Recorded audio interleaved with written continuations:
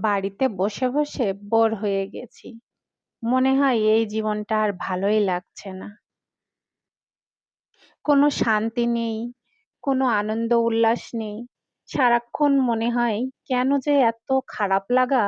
সব খারাপ লাগার মূলে রয়েছে অসুস্থতা। ও ফ্যামিলিতে ৩ টে মানুষ, কিন্তু কেউ সব সময়ের জন্য সুস্থ থাকে না। একটা না একটা লেগেই থাকে। এসব মনে করে বাসায় বসে বসে বোর হয়ে যায়। যাই হোক, সলিউশন তো একটা খুঁজতেই হবে। ছেলেকে নিয়ে ডক্টরের কাছে গেলাম। হায় রে কপাল! ডক্টরখানায় যেয়ে দেখি সেখানে কোনো মানুষের কমতি নেই। পা তুলে যে সামনে এগোবো, ২-৪ পা হাঁটবো, সেটারও জায়গা নাই।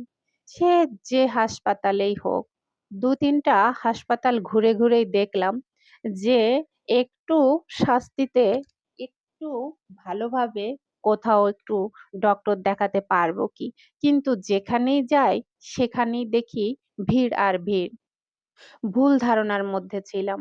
মনে করেছিলাম শুধু আমরাই অসুস্থ। আমাদের উপরেই শুধু আল্লাহর সব গজব।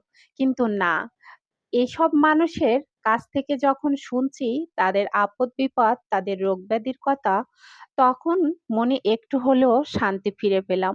মনে হলো শুধু আমরাই কষ্টে নেই। দুনিয়াতে আমাদের থেকেও অনেক বেশি কষ্টে আছে অনেক মানুষ। তাদের অসুস্থতা আর তাদের কষ্টের কথা তখন যদি মিল করি, তখন দেখি না, আলহামদুলিল্লাহ, আল্লাহ আমাকে যথেষ্ট ভালো রেখেছে। এমনটা কি আমার মতো আর কারো কখনো মনে হয়েছে? মনে হলে কিন্তু অবশ্যই জানাবে। ধন্যবাদ। ভালো থেকো সবাই। যদি ভালো লাগে আমার কথাগুলো, তাহলে অবশ্যই ফলো দিয়ে পাশে থেকো। আরো মজার মজার গল্প তোমাদের সঙ্গে শেয়ার করব, এবং সেই সাথে শেয়ার করব আরো অনেক মজার মজার রান্নার রেসিপি। ভালো থেকো সবাই। আল্লাহ হাফেজ।